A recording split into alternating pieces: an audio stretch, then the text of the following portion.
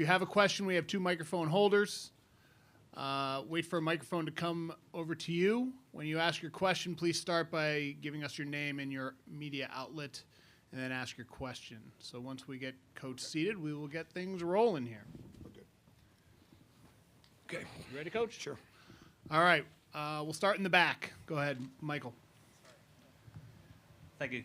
Coach Michael Luongo, AP Broadcast. Talk about this challenge coming up tomorrow night in this round, especially against North Carolina, and what's the keys for your team tomorrow night?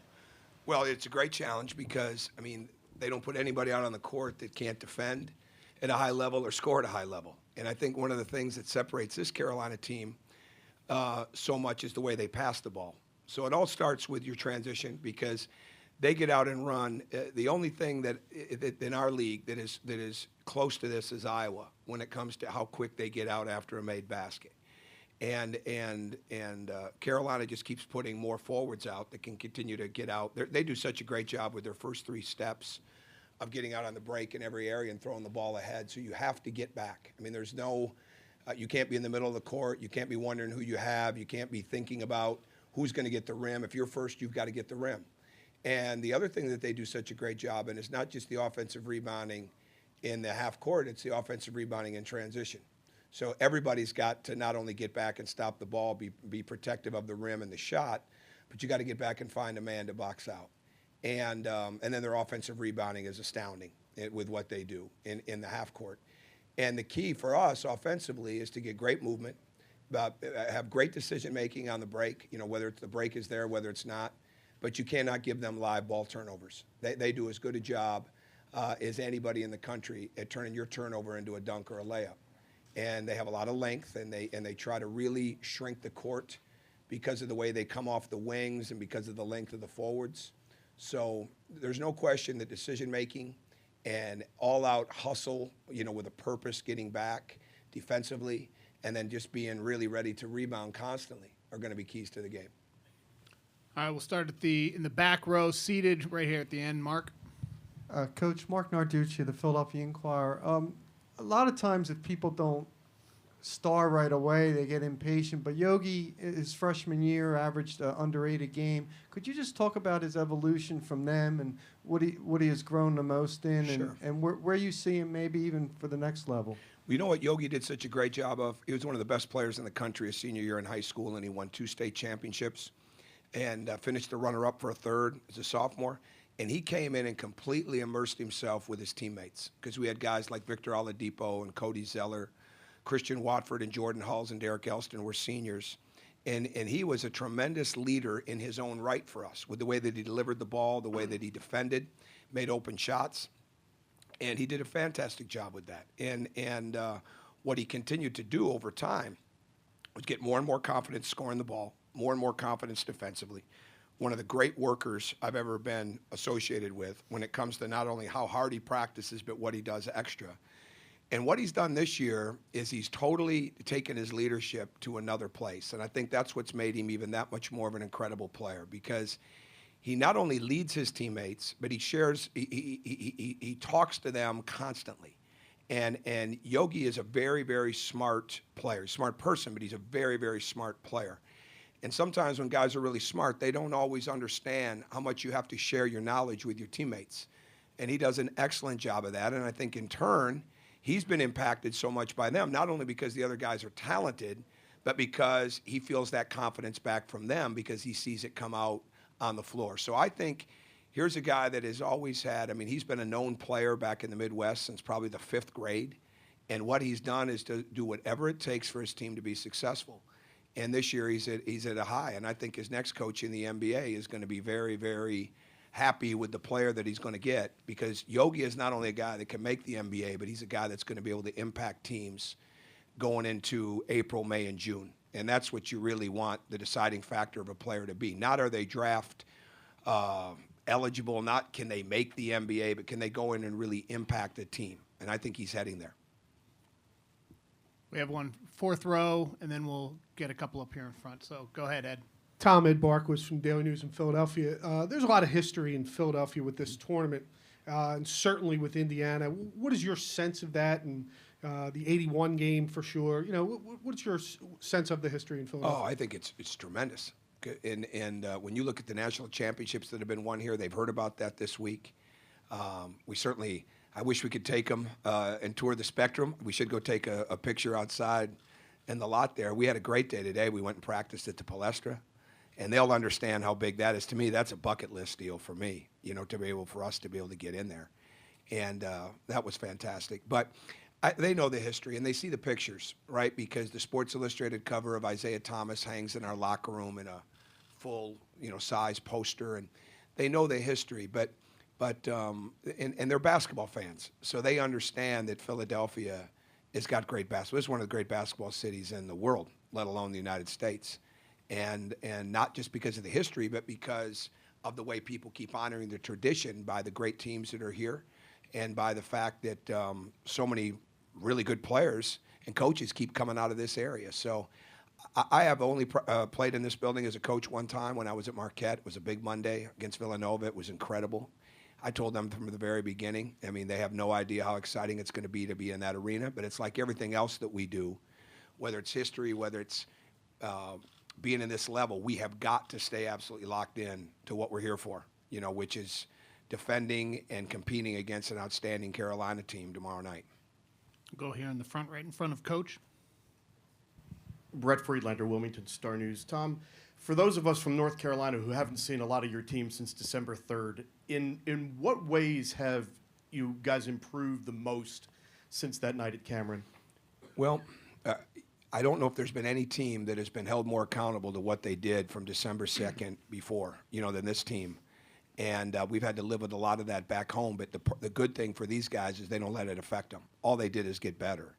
And we weren't very good that night. And we're almost at 3.5 months now. So it's just crazy that we continue to have to look back at that game. Because I'm not sure we learned a lot from that game. What we learned from that game is we need to be more aggressive. What we learned about ourselves is that we control that aggressiveness. We control our ball movement. We control our ability to not only be connected defensively, which we've really become, but to really get out and run. And as poor as our defense was early on in the year, our running game was equally as bad because we weren't getting enough stops. We weren't getting out and playing fast enough. And really, pre-Morehead State, which was December 5th, the one game that we really did it right was in the Creighton game. And we played really well that night against a good team at home. And then we went to Maui, and we didn't play as well. But we didn't move the ball as well, and we weren't as connected defensively. But I think everything is continuing to improve because the fact of the matter is that guys continue to get better at Indiana. And they don't just get better through practice, and they don't just get better through schemes and X's and O's. They get better fundamentally. And it doesn't matter if you're Yogi Ferrell, who was a McDonald's All-American, or some of our freshmen like OG and Jawan that were mildly recruited. They were recruited, but they were mildly recruited. You get better, and eventually you really learn that you're going to have, you are responsible to impact your teammates, and not only on the offensive end, but the defensive end.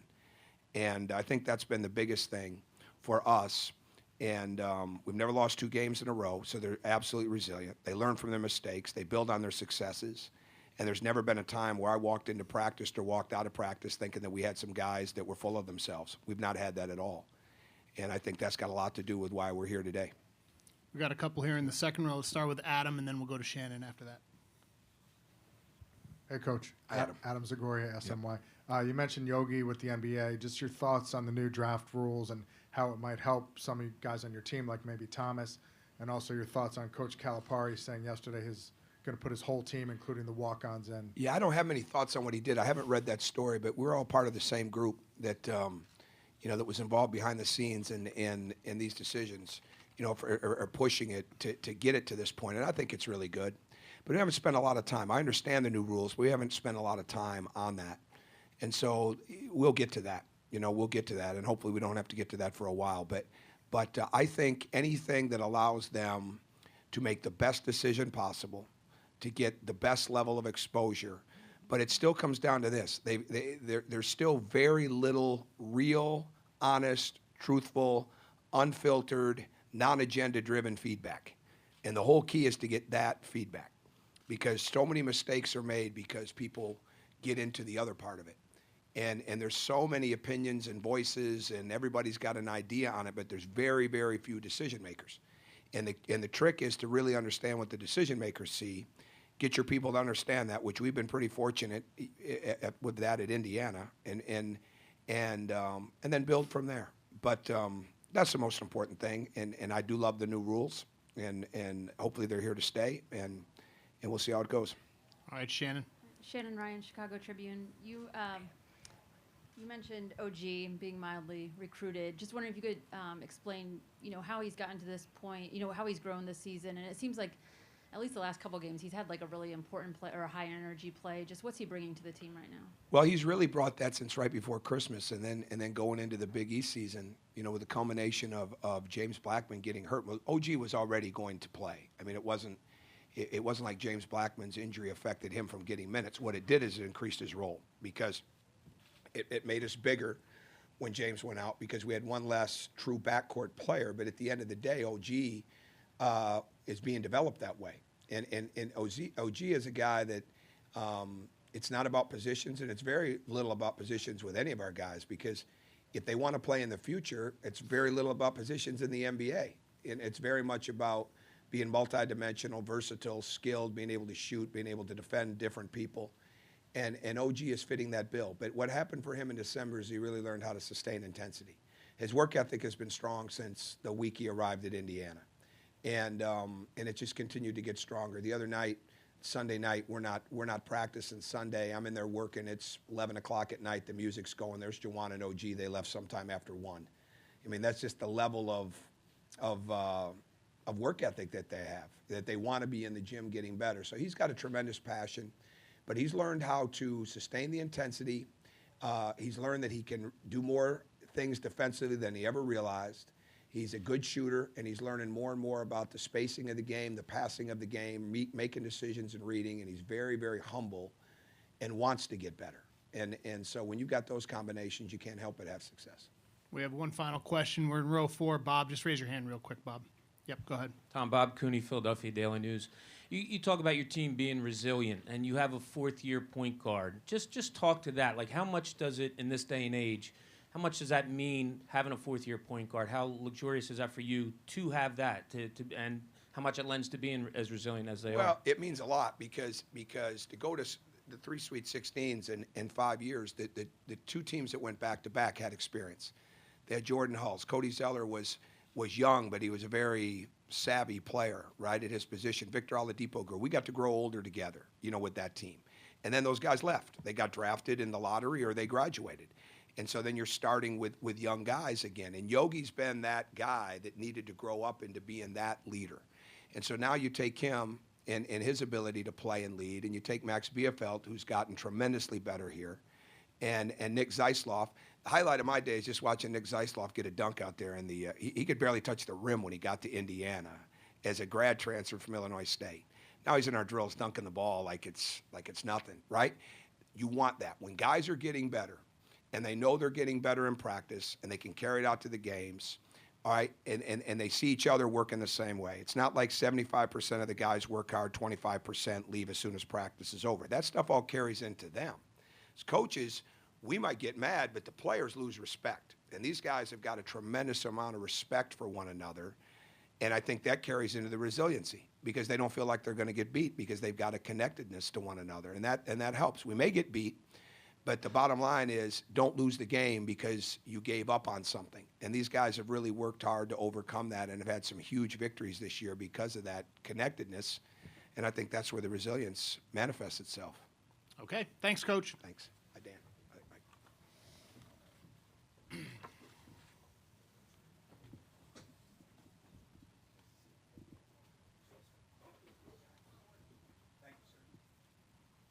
Thanks, Coach.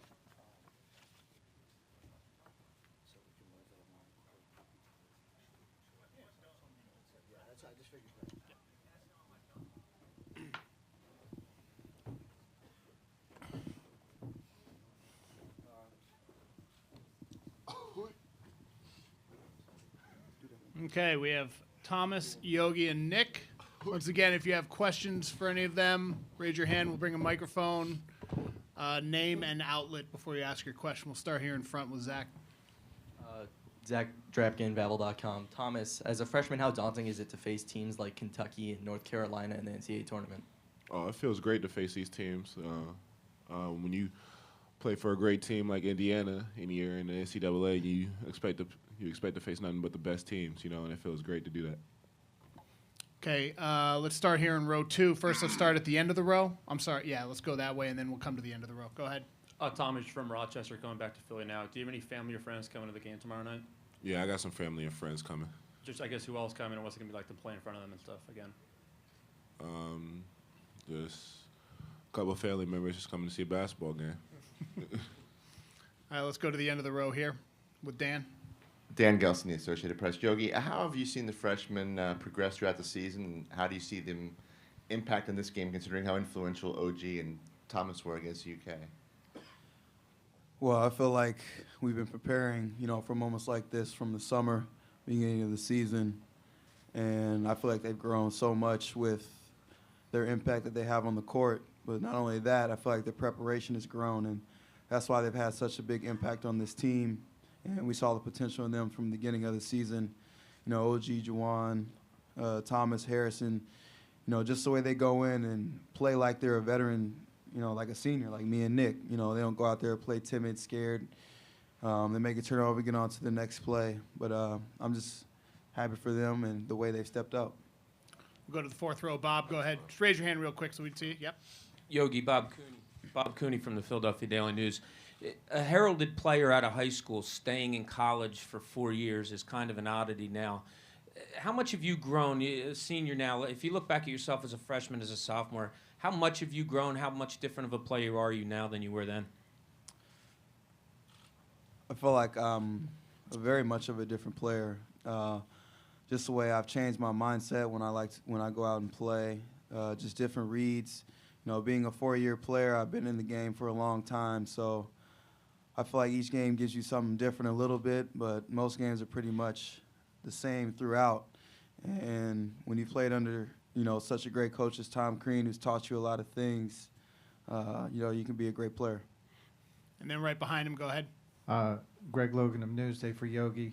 You did a great job with Tyler Eulis last week, who obviously is a guy who likes to have the ball in his hands a lot. How is the challenge different this week against Page? He's a pretty good distributor. Well, you can't let him catch the ball. When he catches the ball, anything can happen for his team. He can dish it off to anybody, score at will, can shoot it from NBA range. So main thing with him is, you limit a guy touches, you limit a guy's attempts. We'll go to the back row to the end there. Mark, go ahead. Raise your hand, Mark, real quick. Thank you. Yeah, Yogi, Mark Narducci, the Philadelphia Inquirer. Could you go back to your freshman year and just talk about what that was like with all the veterans? You coming in as kind of a high school All-American and kind of having to take a little bit of a lesser role. What was that like for you then, and what did you learn from those guys that year? Yeah, I was just thinking about that the other day. Our Sweet 16 when we played Syracuse, I felt like we played out of character, not doing what we do. Without us, we weren't hitting shots or anything like that, but we weren't playing like we did. So, just got to tell these guys to stick to our principles, everything that we do, our coverages, what we like to do on offense, because, we definitely don't want to lose this one.